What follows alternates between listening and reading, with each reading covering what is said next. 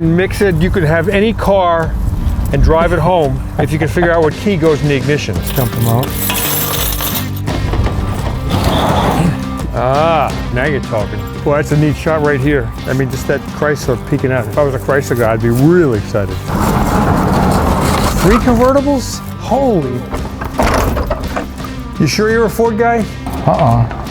Hope I even have the right door here. I hate when I forget where I parked the car. Here we go.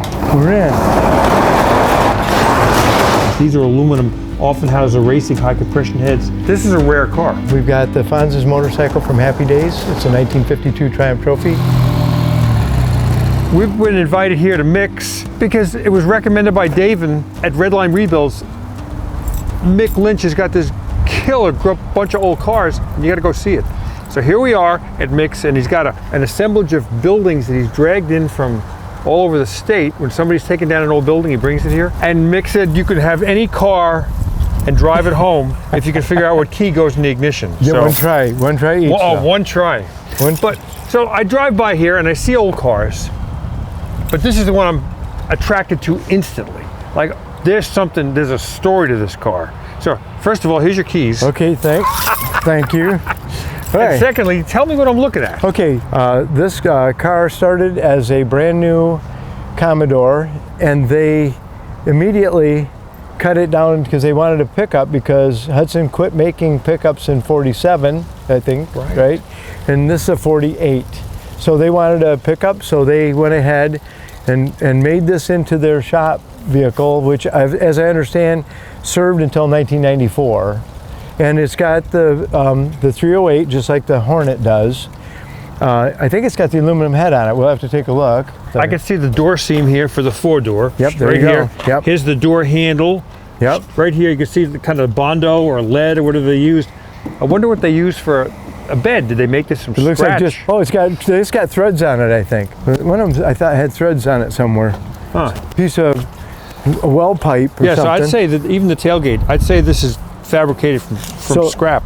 The plan for this is to make, I don't like things with holes in them, but I'm going to leave it looking like this, get the window fixed, put the headliner in, get a decent interior. It needs some floor work. As I understand it, the flywheel needs replacing. I think there's a clutch in there, the cork clutch these had in them. Cork clutch. I'd like to know the origin of this. Have you discovered what this is from? I think they just kind of took that, looks to me like they took the Commodore top and, cut it and then just kind of folded it in. I see a seam. See how that is? Yeah. Yeah. I'll scrape the loose stuff off from it. Yeah. And then I've got a vintage boat that's mahogany the same year that will fit right in there. And then I've got my dad's old fishing tackle from that vintage time. And we'll set it all up in the boat like my dad and I would have gone fishing, and we'll have the vintage poles, the vintage tackle. Well, see, I admire you because you're going to keep the original drivetrain. You're going to hate me for this, but I'd put an LS Chevy in here and just leave it the way it is. Yeah, there you go. Wow. You've driven a Hudson Hornet, right? I've never driven a Hudson. Well, you will today then. All right, cool. But you'll find out it's got plenty of torque to get you where you want to go. So far, this is my favorite car, but I've only seen one car. So you call this Hudson what? Well, they call it Doc. From Doc Hudson from Pixar. I know you're familiar with that. When you see it on the video, Will It Run? This is all rusty, and my grandson, who's 12, used paste wax and quadruple aught seal wool and cleaned all this chrome up. It looks great. This thing, if you look at the video, Davin gets in here and gets this thing going. That's better. Let's see if it'll start. Where did we leave the keys? Found the key. Let's see. Wow. Want to drive it? Yeah. She's cold, so that's why it's getting you trouble. It's kind of bumpy, so I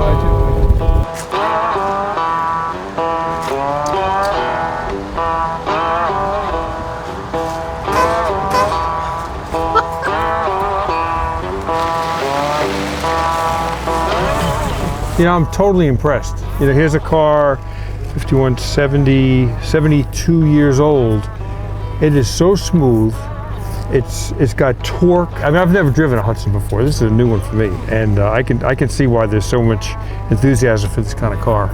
Totally cool. One of the cars in here I gave away to a friend of mine. About probably 6 years after I gave it away, there's a 55 Chevy sitting here. There you go. When I bought it, the guy told me, but I don't know if it's true, that that's a 67 Corvette motor, but I don't know that for sure.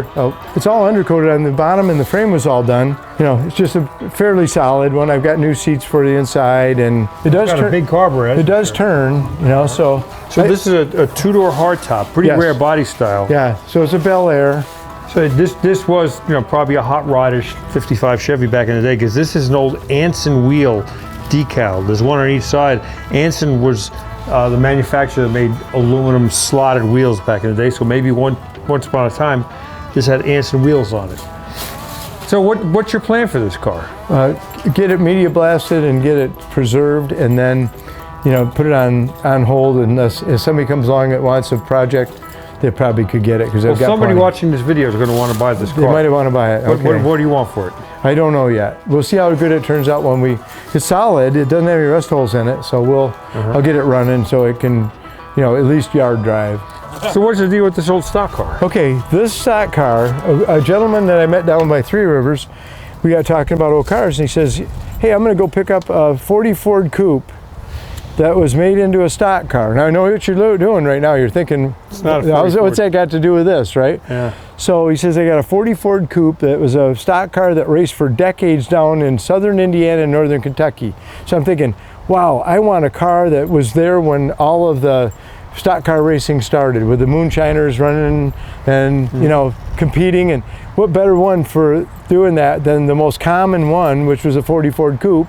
He told me what he wanted for it, and sight unseen, I said, yeah, I want that. So I turned the corner, and I'm about 3/4 of a mile away, and I look and I go, well, I didn't buy a 40 Ford Coupe. No. The giveaway from that distance is this. Right here. Yep. 40 was straight. Now, there's a 38 Buick right over there. It's got the same body. And he said, do you still want it? Yeah, because look at the history. It's got at least two generations of roll bars. You sit in the middle in a Mustang seat. It's got really funky setup to make sure you turn left really good. It's got a fuel cell in the back that's newer. You know, they finally put a cage in there so the driver wouldn't fly out and stuff wouldn't fly back in. And then a great big white fur fell on it. So I've got pictures of this totally covered where you can't even see the car. I bet, well, it hit so hard that it blew the tires out. But the roll cage held together. So he mentioned it's got two generations of roll cage, and that's right. It looks like, to me, this roll cage looks like it's plumbing pipe, which is totally not legal. And this roll cage looks like it's exhaust pipe, which is totally not legal. And together they probably are totally not legal. Maybe it's like a negative times the negative makes a positive or something. That could be. So this is a small block Chevy engine. Yeah, I think I keyed it out, and I think it's a 307 truck motor in it. All right, what's next? Where are the barns here? Let's go. We got a couple. Nothing. I got a funky car in the barn here. There's just a couple in here. So did you move this barn to this property? This came 30 miles. Hey, if you like what you're watching, do me a favor. Go check out the Hagerty Drivers Club. 24/7 roadside assistance with flatbed towing, subscription to our award-winning magazine, and more. Sign up today. Links right down here in the description. You're going to see my affinity for the rough, but here's the... now you're talking. We got a 300G. Yeah, 300G. It's a pretty solid car. So what year is it, 60? 61. 61. Look at these canted headlights. If you look at some of the early hot rod magazines and Rod and Customs, this is what customizers like Dean Jeffries and George Barris were doing on custom cars. And Chrysler said, wow, if they're doing it on custom cars and hot rods, let's try it on our car. It didn't really work out, but so this was a non-Hemi engine car, I believe, right? Yeah, that's a 413 dual cross ram with the long rams on it usually. There's a short ram that produced more horsepower, I think. And they produced, I think, 1,102 of these. 300s that we're going to look at set the flying mile speed record. So these did that as well. So this Cross Ram 413 he's talking about, it's a big V8, 413 cubic inches. And there was a carburetor here, 4-barrel, and a carburetor here. And it had these long intake runners. So the carburetor on this side, the left side of the car, fed the cylinders on the right side and vice versa. So you had this long vect, you know, functionally a high-rise type of intake runners. And, you know, think about the Beach Boys, you know, they talked about the 413 really digging in. This was the car that the 413 came in. So I'm a wagon guy. Okay, well, here we go. This is so homely, but my wife loved it. And they seem to all be brown. This came with a group of cars that got thrown in for free. So it's a Lancer, so it's a freelancer. And the story on this thing is that the gentleman that had it was going to restore it, but he either worked for a Dodge dealership or worked for Dodge, and there's all these parts in the back that I've never looked into. So there's another tailgate, because that one I think's got about 6 pounds of Bondo in it. I think I'm going to get this going for my wife to drive. Oh, it's a great car. How long have you had this? Oh, probably 7 years, 8 years. So it was in a barn, and we got it to this barn now. Look at the style here, you know, going on for a wagon. Chrome, chrome, chrome, all the way down to here. An extra, you know, little window here. You didn't need that, but that was part of the style. All chrome around here. And then you simulated this a C-pillar going in the reverse direction, more chrome going around here. And then if you look at the back, the way the roof is sculptured here, this is very custom car stuff back in the day. I think maybe Etzel's might have had something like this going on as well. Wagons have been long ignored and, you know, kind of abused and driven hard and thrown away. So when you see a wagon that's in decent shape, it gets my attention, because I'm definitely a wagon guy. And this looks, I mean, it's got the original hubcaps on it. It's a slant 6, I suppose? It's a slant 6, yes. With a push-button automatic. Yes, probably. exactly. And it looks like it got a lot of new parts inside. This is 60, I thought it was a 62. I told the guys, I looked up the paperwork, it's a 61. So this was a Dodge Lancer, which was a kind of a cousin car to Plymouth Valiant, which had a very similar style. They shared the same platform. Could you open the hood on this? I don't know. We'll so give this it a comes go. out of New York. No idea where. Oh, here we go. That was easier than I thought. Here we go. Here's your slant 6. Dodge Suburban, at last driven in 2000. So it's been off the road for 23 years. Have like an 850 Holly there, is that it? No, so just kidding.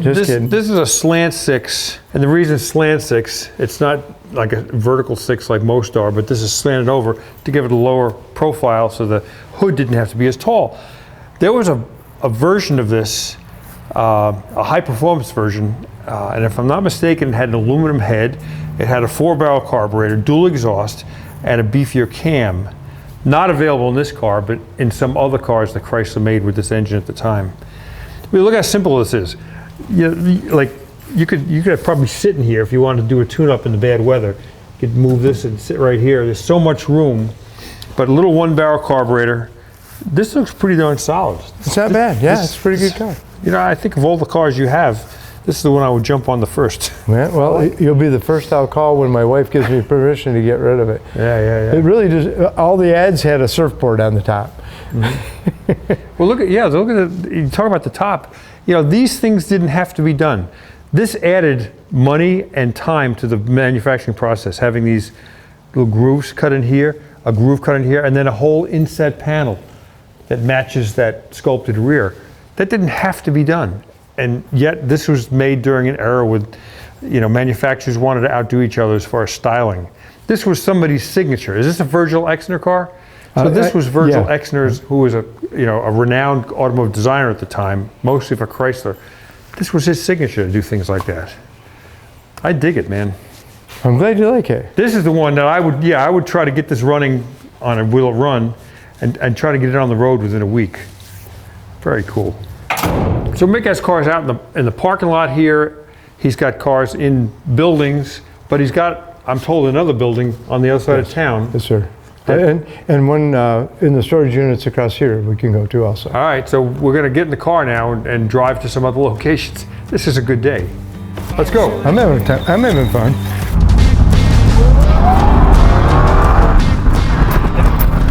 This is a 2002 Ford Lightning. I think it's a 331 with a supercharger on it. Here we are pulling in. It's the daily occurrence. Yes, it is.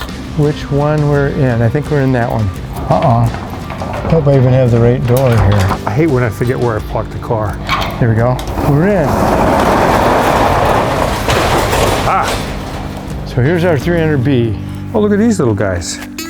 Aren't they sweet? I probably will just bring this up as clean as I can and get the drivetrain looking good and drive it. But this has the 354 Hemi in it, dual quad. We can pull the hood on that. It's got the Batwing air cleaner like I put inside on the other one because they're quite valuable. They go for like $4,500 to $6,000 just for the air cleaner because they're so unique. I've never started it up. It shows like, I know, a few thousand miles on it. So it means that I probably went over 100. So WD-40 needed. Wow. So there's your 354 Hemi. 2 4-barrels and what do you call it, the Batwing air cleaner? Yes, Batwing air cleaner. Those are, nobody makes those reproduction because they're quite cherished. This has never been monkeyed with. You could tell. This has never been restored. This is the way you want to find them. The bolts that are in this car were put there by Chrysler assembly line workers. It's so rare to find a car like this these days. And by the way, I found the rest of the keys. Okay, this was George DeLorean's last hot rod he ever built. He passed away a year ago, May. The younger brother of John DeLorean. They're both middle named Zachary. He was so humble that he never was famous. And these are local guys, right? John DeLorean, George DeLorean, just local guys. They were in Detroit, yeah. And just local kids that like cars. I have a feeling that George because he's a hot rodder, I bet he put the first big motor in a Tempest and that became the GTO. And I know he had something to do with the engineering of a lot of things about the GTO, but he never got credit for that. And I'm hoping you can give me shed some light on what we have here. Oh, wow. So that's a 1940 Ford Standard Coupe. Ford Standard. So Ford had if you know my Woody, it's got the same hood as this. One fluid smooth line going down here, and the grill had one plane in this way, one plane in this way. The Deluxe 40 had a lump here, and the grill came out here. It had 2 pieces of grill on both sides. I know that's complicated, but Ford never wanted to throw anything, so they used all their leftover 1939 Deluxe hoods on the 1940 Ford Standard. And they did that for years, used up all their old parts. So this is, okay, Standard also had body color headlight rims. It had one tail light. Let's see if this is one tail light. You're gonna be, you'll be happy with that. Yep, one tail light. So a Deluxe car had 2 tail lights. That's the Chevron. Deluxe would have one here too, but a Standard only had 1 tail light. I think they only had 1 sun visor on a Standard. This is a rare car because, it was only like $50 difference between a Deluxe and a Standard. See that? So 1 sun visor, no armrest on either door, and a simpler gauge cluster, almost looking commercial. It's a low mileage car. That's all that he said was he got a low mileage car, took out the original motor, saved it. It's still in Detroit. I got to get it here. And then his last hot rod motor, that a guy that built race motors for all kinds of people, he was the master. This is his last effort, and this was his last hot rod. You think that's original paint? I was going to wonder about that because look at the mileage on it. It says 19,000 miles. Look at the condition of those gauges. They had these Art Deco style numbers and stuff. That's never been redone. That's original. It's got a radio block-off plate. That's where an optional radio would have gone on the top of the dashboard. The door panels are original. I bet the original seats are in good shape. Yeah, look in the back. Those are nice. The jump seats are in there. So it's got jump seats in the back. George had another car. It was a 55 Olds that was original paint and low mileage also. And so... Look at this is a wood grain window surround. And they would paint that background color like it's almost an orangey color, burnt orange, and then they would take a stiff brush with a darker stain, they'd cut out a lot of the bristles and take that stiff brush and put this wood grain on there, just paint it. And guys became experts at it. And on the deluxe model, you also had, the whole dashboard was wood grained. On the standard models, it was just painted solid What makes brown. me think it might be original paint is that all the weather stripping's really crispy and that kind of stuff. So that's white. That might be wax. The way I look for paint is all around here. It's very seldom where cars do they pull the windshields out. I don't see any evidence. If this car were painted, unless it was a superb job, you'd see green paint on the rubber here and here. That could be. This is George's work here. All right, I got it. I dig it. Not stock. Wow, very nice. And we do have the original motor. It's still sitting in it. Looks nice. I'd leave this one in, man. Oh, I will. So it's a Ford flathead. If you looked at the other one we saw a few minutes ago, it had cast iron heads. These are aluminum, Offenhauser racing high compression heads. Offenhauser intake manifold, 2 carburetors. It probably has some kind of modified ignition system. It's got tubular headers, so it probably has dual exhaust. Yes, it does. It probably sounds great. Will this start? We can't start it yet, but that'll be another episode. Okay. But it just came in. It doesn't have. George was big on changing your radiator fluid, and this has no radiator fluid in it. It was stored for. I bought this 10 years ago, probably. This is the second time I've seen it, and I never really saw it. I didn't look at it because George wanted me to own it, not me.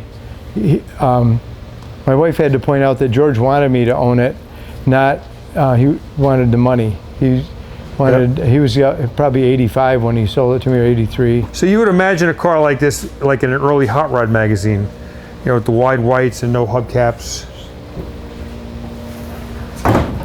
So moonshiners love these cars because they had a big trunk, and you could load that full of mason jars with white lighting in it. Now, I talked about before the optional radio. Here's the radio that would have gone in the upper part of the dashboard. And you can see this is the dial for the channels. This is the volume. It's on and off switch. But see, these cardboard panels are still here. These wooden spots for the get down into the spare tire area. Wow. You have a really, really terrific car here. Well, thank you. I lost sleep waiting for it to get here, but I really wanted it to be here for you, so. Yeah, well, thank you. We got it. This made my day. All right, so are there any more in this building? Yeah, the next building's right over here. Oh, in this complex? Yeah, it's in this complex. Oh, okay, I'll walk there. We've got the Fonz's motorcycle from Happy Days. It's a 1952 Triumph Trophy, so it's got a lot going for it, and it runs. This could be the first trophy bird ever built, which dominated the racing in Southern California and other races like that in desert racing. It's dirty, but here we go. Here's the Fonz's motorcycle. So this, let me get this straight. This was the one that Henry Winkler rode? Yes, in the opening credits. There's another bike. I knew there were 2 because I was told by George Barris and Bud Akins in the day. When I bought this at auction, they gave me their names. Bud Akins, Jim Fisher, and George Barris. And I called all of them, and they verified that this was the bike. And they also mentioned they built a second one out of parts to look like it. And that was one that never ran. It's pieced together kind of. Yeah. And, so how did you find this? How did you get it? I went to an auction. My wife and I would go to auctions to buy furniture to period furnish our buildings. And then we'd go to a Belcher Spalding in Marshall, Michigan. They had a New Year's Day auction every year. We went to the car auction. I walked in and there's all these vehicles around. And I look and there sits the Fonzie motorcycle. So I got out the show bill, which I've got in the file. I kept everything. Can I sit on it? There it is. Oh, you get on. You can ride it. So how did Fonzie's motorcycle wind up in Michigan? It went through a bunch of dealerships. I got the title all the way back to a gentleman named Jim Fisher, who was friends with Bud Akins, and they used to ride in the Hollywood Hills. Well, Bud Akins supplied this to the studio. Now, I don't think Bud ever owned it. What the story is, and I've got pictures of it, he traded 2 Trail 50s to use this for the series. That's cool. So how long have you had that? I've had this since January 1st, 1997. Can you ride it around here? I did yesterday. Well, can you do it today? Want me to open the door? I want you to ride it. You want to ride it? Yeah, I guess so. Okay, let's see when. You ride it first.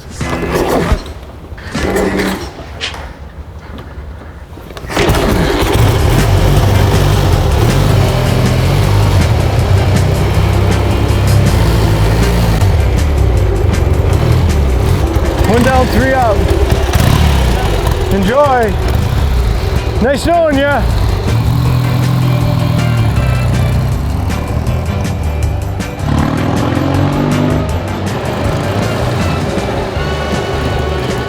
You gotta smile. Hey, yo, this is the Fonz. Hey. That's cool. Should we roll Thank it back you, sir. in? Oh man, yeah, you can't help but blessed. smile when you're riding a Fonz motorcycle. Oh yeah. I want to take a moment and thank today's sponsor, Consumer Cellular. Consumer Cellular delivers premium nationwide wireless coverage for up to half of what the largest carriers charge. Has award-winning 100% US-based customer support. If you need help or want to make the easy switch, you can call and talk to a real live person, and they'll talk to you for as long as you need help. They have the latest phones, but if you want to keep the phone and number you've already got, that's fine too. There's no contract, you pay nothing up front, and activation is free. Be sure to click the link in the description below.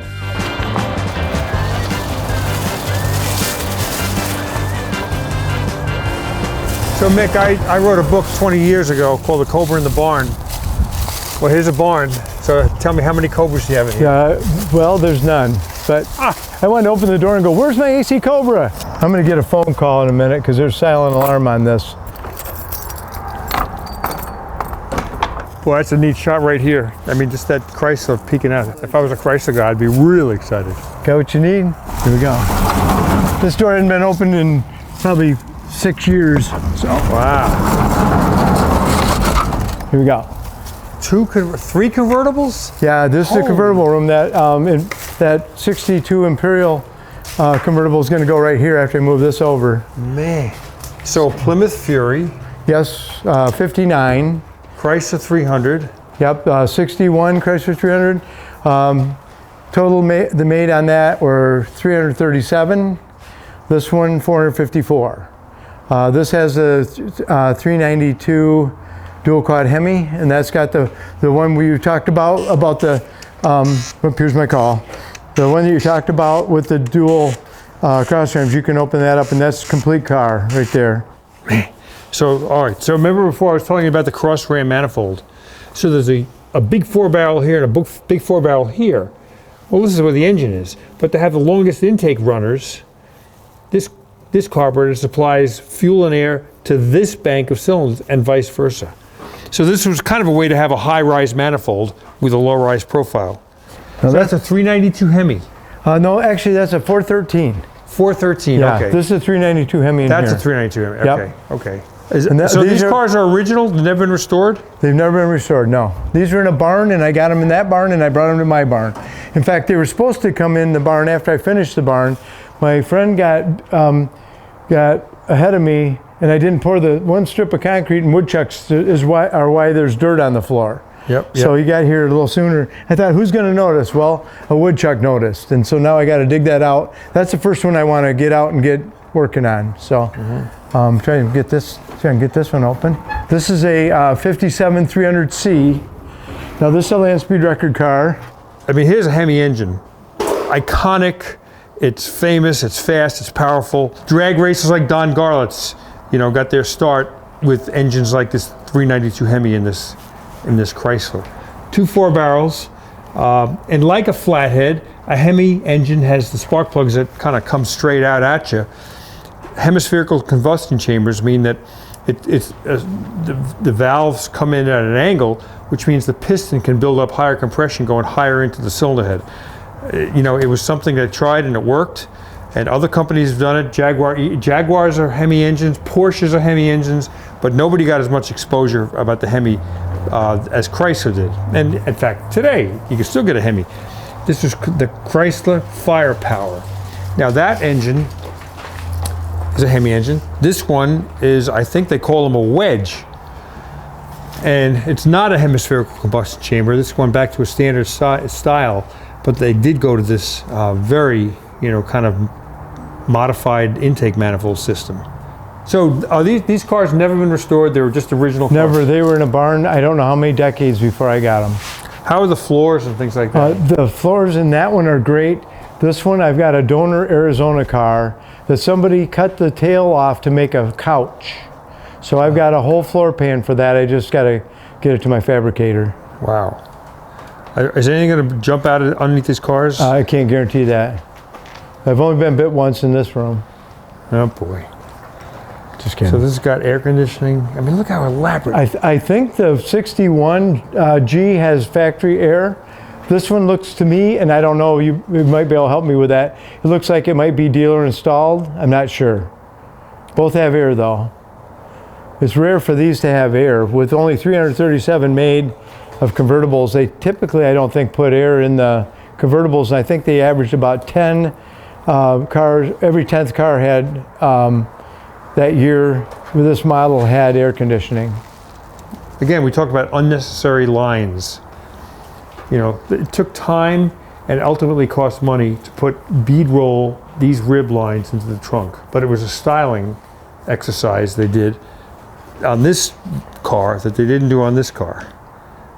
Same designer was involved in both these cars, Virgil Exner, which Mick is a real enthusiast of. Again, it's got the wings in the back, slightly different. This has got taller taillights, that's got horizontal taillights. Great stuff, man. I'm always afraid something's gonna jump out at me. I mean, this looks like a Star Trek dashboard. Yeah, so look at the speedometer cluster above the steering wheel. Yeah, it would all make sense if you were sitting there and you could see the gauge. And then you see the push button transmission shifting. That's how you shift the car. Put it in drive, put it in first, second, reverse, park, neutral. Now these will have the torque flight 3-speed. In the first two we looked at, the 300B, the 56, and the 55 C300, those have the, what is it, power flight. Very complete car, but that's the first one I would pull out and get the drivetrain going, and while the drivetrain's getting rebuilt, get on the body work and get it going. Yeah, these cars can't get good sitting in an environment like this. And you know this crit is living in here. Is there something got in there? Oh, you know there are.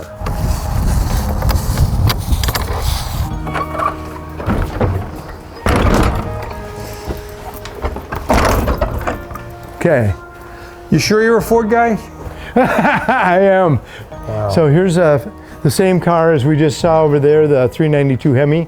I want to get this in black primer, get the bodywork nice, go through the drivetrain. This I want to be my daily driver pretty much. This is a 300 again? This is another 300. It's a 57 392 Hemi. Oh, there we go. There we go. Now this got the air cleaners on it. Okay, so that's got a Hemi with a, yeah. Same thing, only it's got the original air cleaners on it. Not the Batwing. Right. Yep. Kind of funky. I like the Batwing better, but. So this is, I got power steering, probably got power boosted brakes, but no air conditioning. This is the most common 300 that we have, and they made 1,918 of them. I've never looked in the inside of this one. We can look in together. Hey, look at that. So here we go. This is my favorite body style. When you look at the front of these, it looks like it's going to come up on another car and bite the whole tail section off from it. You know what's weird? You got red in the door sills around here, but over there's turquoise. Yeah, and you know what? And then but this is supposed to be a black car, according to the guy I bought it from. So it's been painted a few times. It's all kind of confused, but it's going to be a black car when I get. I'll just put it in satin black and drive it and have everybody wonder what the heck it is. I love that. Now that is a car. There's only a little story about this. We got all these 62s. This was a guy that got me this to be an actual parts car. LeBaron coachwork. Yep, and I've got 3 of those. The thing about this car is that the motor was missing, so I get it for an actual parts car perhaps. The motor was out of it, and I got this car, and about 2 weeks later, a friend of mine invited me to go to the Chrysler Museum and on an invite, and I got in there and they had a 413 dual cross ram mocked up on display. And I knew that the guy who owned this was good friends with one of the presidents of Chrysler Corporation. So I went back and asked him, I said, where's the motor from that? He says, it's at the Chrysler Museum. So it only took me about 2 weeks to find it. I told the guard there that I think they got my motor and I want it back to put back in my car. So I'm going to paste this off here. 1, 2, 3, 4, 5, 6, 7, 8, 9, 10, 11, 12, 13, 14, 15, 16, 17, about 18 feet long. Whew. This ain't your Miata, I'll tell you that. Whew. Now you can put 2 Miatas in the trunk. So, okay, what do we have here? 55? Okay, this was supposed to be a car I was going to cannibalize to fix that C300 that's in the park, but it's too good to do that to. It's a Chrysler St. Regis 1955. It's got the Hemi, little Hemi in it, the 331. However, it doesn't have dual quads, but it's just too good a car to cut up. So I've got this, and there's a few things I'll swap parts off from it, but I just can't bring myself to take apart a car this nice. Yeah. It's an Arizona car. So here again, before we talked about there was a stick shift. The transmission lever is actually sticking out of the dashboard, and you can see it pretty easily. Not a floor shift, not a column shift, not a push button shift, but a dashboard shift. So a pretty solid car So listen to this. Okay, here we have a car that's what? 70, just almost 70 years old. Oh, that is interesting. Because that says New Yorker, this says Newport. And it's a St. Regis on the title. You know, they took one piece of trim, put another one over it. Okay, I got my daughter's car in here that she's waiting for me to put dual master cylinders on.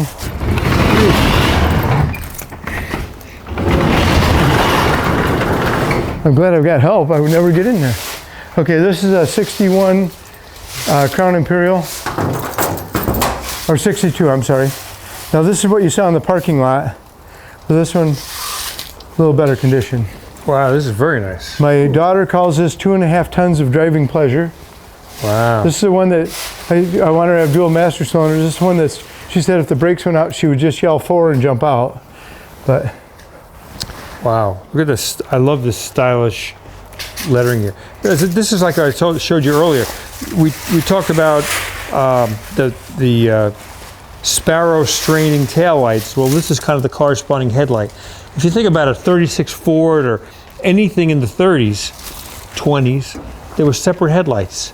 This was Chrysler's and Virgil Exner's design to bring this early type headlight, not built into the fender, separate headlight, to bring it and put it on a modern car. Pretty bold, and it kind of worked. I mean, this sculptured area here of white sheet metal is actually quite beautiful, and it'd be easy to wash back there. I wash my own cars. I kind of dig that. Did you restore this? Or no, I bought this for the price of a paint job on the one that I was restoring for her. So I switched them, covered it, and then let her uncover it and noticed that it was done. So that's too funny. That was fun. So I remember the steering wheels in these cars, they had kind of a rectangular shape. They weren't round. And I haven't seen that in a long time, but there it is. It's a 413 single carb. So here's the push button transmission again. You can see neutral, drive, 1, 2, and reverse. It's been an amazing afternoon to have spent with this guy. We only had met each other on the phone. It's been fascinating. The buildings that you restore, the houses, the barns, moving them to one location. I mean, you love history, and it's obvious that you love architectural history and automotive history. So I want to thank you for dedicating your afternoon to showing us around. Funnest day I've had forever. You guys are welcome back anytime. I'll try to get more cars just to bring you back. So. And let me say that you may see another episode or two of Will It Run or Redline rebuilds concerning Mick and some of his cars. So hey, happy hunting, man.